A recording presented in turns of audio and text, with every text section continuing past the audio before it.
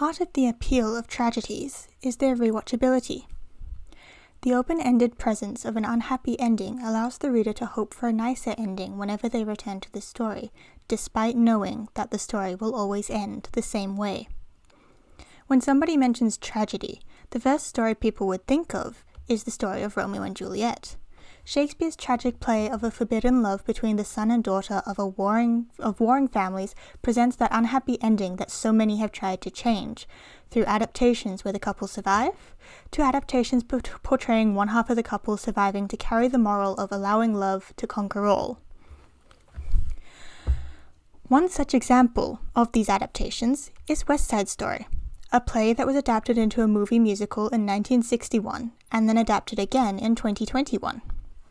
This movie follows the story of Tony and Maria, a couple divided by their backgrounds and the overarching issue of racism in 1950s New York. In this story, our rival families are the Sharks and the Jets, the Puerto Rican gang that Maria's brother is leader of, and the all-American gang that Tony formed with his friend Riff. The main issue separating these two is race. The Jets want the Sharks gone because they're taking over their comfortable town, and the Sharks just want to belong somewhere. Both gangs are of a lower class, being immigrants for the Sharks and being boys full of ill repute for the Jets. In contrast to Romeo and Juliet, these two gangs aren't respected by society or authority. The police dislike the Puerto Ricans because of their race, and they dislike the Jets because they come from bad families. In return, the Jets disrespect the police because they reject any form of authority. Our main theme here is the theme of racism, showing that the Puerto Ricans have to work harder than the Jets, and the comment that Puerto Ricans end up in prison more often than the whites. In the 2021 version, the lack of subtitles to translate the Spanish spoken emphasized the racial separation and exclusion to the audience. This is a major change from the original film, where the Puerto Ricans mostly spoke in English or repeated Spanish phrases in English, making them seem more American than they were presented. If we look at specific characters and directors' choices, we begin to broaden our understanding of the musical. Most of the songs in the musical are ensemble songs, or songs with accompanying vocals, but it's easy to see the strongest characters through their solos, such as Tony with Something's Coming, or Valentina with Somewhere. One character who doesn't lead her own solo song, or any duet for that matter, is Maria, emphasizing her innocence and dependence on others to build her up. Her vocal range is also soft yet high, a range that is usually accompanied by lower tones to either strengthen the voice or mellow it. We, the audience, observe Maria's growth from naive and innocent at the beginning of the movie to strong and independent at the end of the movie, hearing her sing more often and evidenced by her walking alone behind the procession after Tony's death. The biggest demonstration of her strength can be seen during her speech at the end of the movie, when she asks Chino how many bullets are left in the gun to kill the Jets and Sharks, and then herself. She states that she can kill because she hates now, highlighting how despite her youth, Maria can see that most of this rivalry has been due to hatred between the gangs. I would also like to point out that Maria becomes more American as the movie progresses, beginning in mostly Spanish with broken English, until she can say full speeches in English at the end. She detracts from her heritage as the movie progresses and she grows closer to Tony. An additional observation is Maria's clothes throughout the course of the film. We first see her in the iconic white dress with the red belt or sash connecting her to the Sharks. The white symbolizes her innocence and her almost neutrality, with the red hinting at her place as well as her possible rebelliousness. When she meets Tony and essentially goes on a date, she wears a mostly neutral palette with a simple red cardigan to still tie her to the Sharks. By the end of the film, however, her palette is completely blue, the color established to connect with the Jets, showing that Maria has chosen her side. In contrast, Maria's outfit in the finale in the 1961 version of the film was a red dress with a black shawl, possibly to show that she's mourning Bernardo. The palettes were different in this film, with the Jets' gang outfit being a yellow bomber jacket, yellow symbolizing caution, and the Sharks and Puerto Ricans mostly wearing red or purples. The red dress in the finale, however, works to symbolize Maria's love and eventual hatred for the people around her, as the shawl falls from her shoulders during her speech. The shawl is an important costume detail to me, but we will come back to that. Speaking of color palettes, The Jets are usually seen in blues and cool tones in the 2021 adaptation, and they're mostly seen in the daytime, except for the Tonight Quintet. In contrast, the Sharks are bathed in warm and angry colors. This is interesting and important when one considers the fact that the Puerto Ricans are dressed in reds and purples in the 1961 version, symbolizing both their anger and their bravery to stay in their country. Adding to that, the scenes with the Puerto Ricans in the 1961 film are usually at night, surrounding them in darkness despite their calm and cool colors, painting them as villains despite the meaning behind their clothes. It's also interesting that in this remake film, the Puerto Ricans wear yellow quite a lot, moving the Jets' caution symbol toward them instead. As a consequence of the audience seeing and following the Jets from the beginning of the film, the Sharks are immediately assumed to be the villains. The blues on the Jets assist in the painting of making them seem good, as blue can symbolize reliability, thus convincing the audience to rely on the Jets to tell a story. The red and yellow of the Sharks and Puerto Ricans project an air of caution and danger towards them, adding to the prejudice that the Jets are the ones to trust. The Jets also solidify this prejudice in the song Gee Officer Krupke, where they specifically state that deep down inside us there is good. However, throughout the song, the Jets plant seeds of doubt into the audience because really, aren't they just making excuses for why they're the way they are? You know, with the line, my sister wears a mustache, my brother wears a dress, that's why I'm a mess.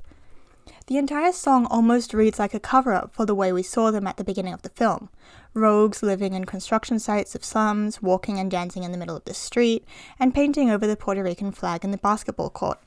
They're also established to be lower class, slums, with no respect for other cultures, removing the sign on the bar. We see the Jets lose their morals after Riff is killed. Seen in Doc's shop when they almost assault Anita until they're stopped by Valentina. They then proceed to help bring Tony's body back, demonstrating they're lost, and it leaves the audience with the question of whether they actually are good and whether they have the potential to change. Speaking of Valentina, let's look at her character.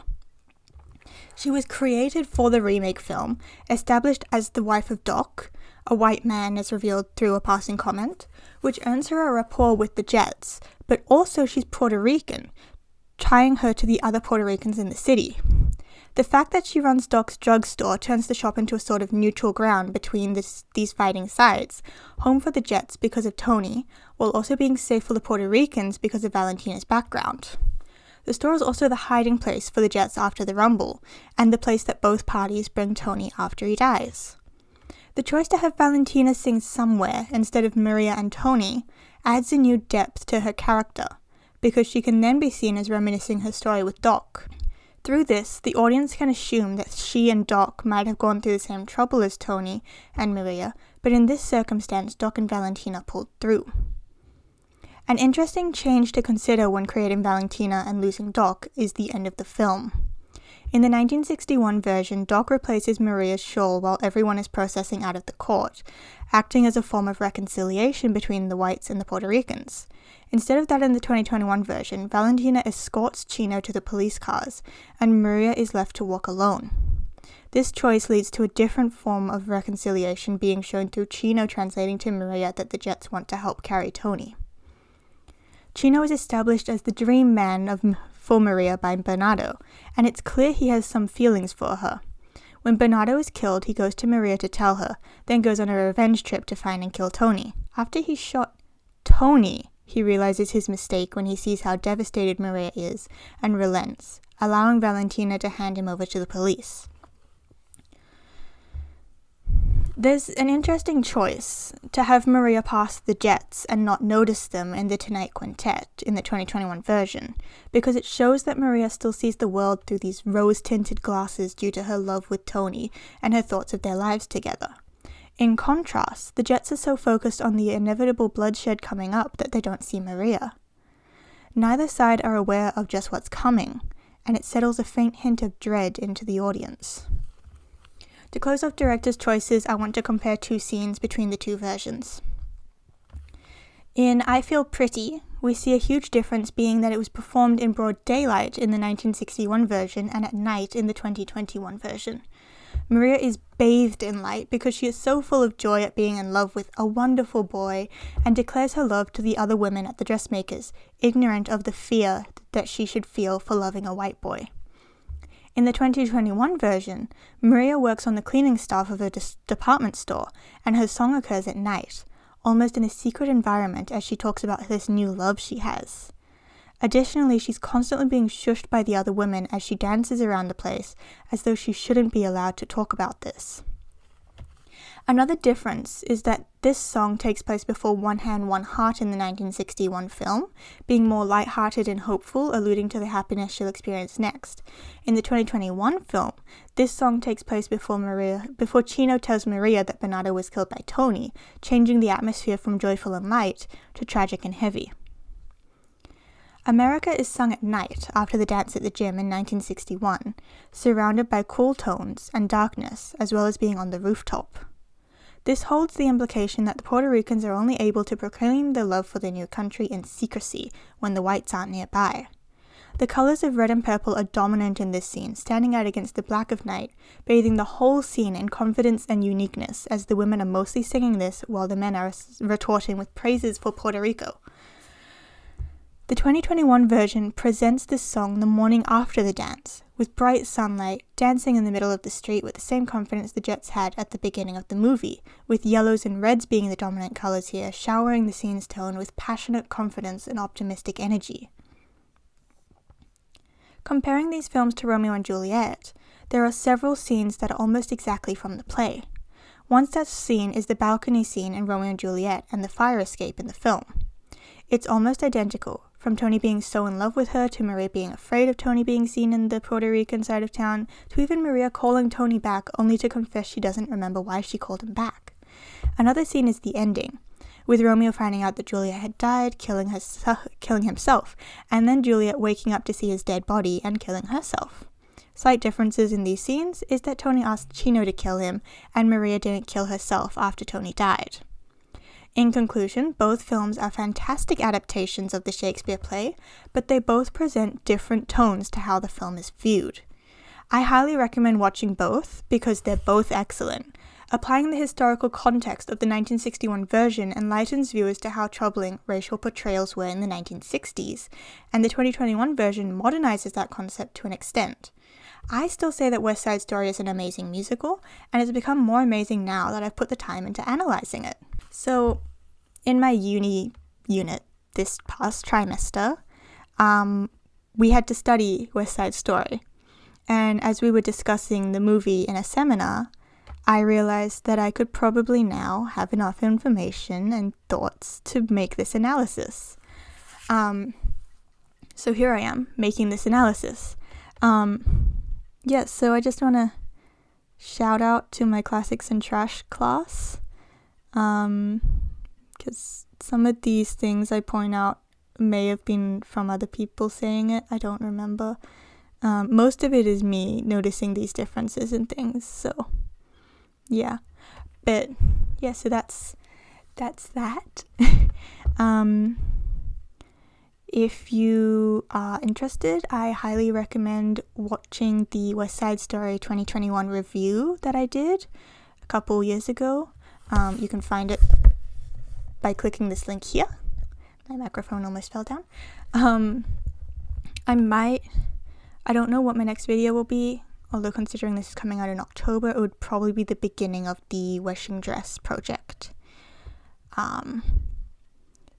But I have also found Heartstopper through Classics and Trash and may end up doing an analysis on that one too, because it has consumed my life.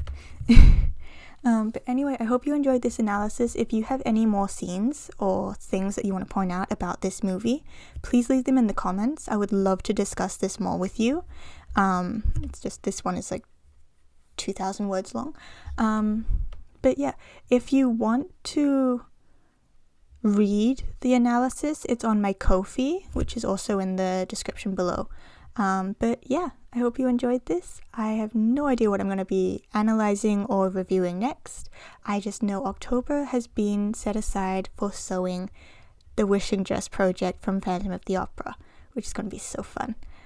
So yeah, I hope you enjoyed this. I will see you next week to start the wishing dress project.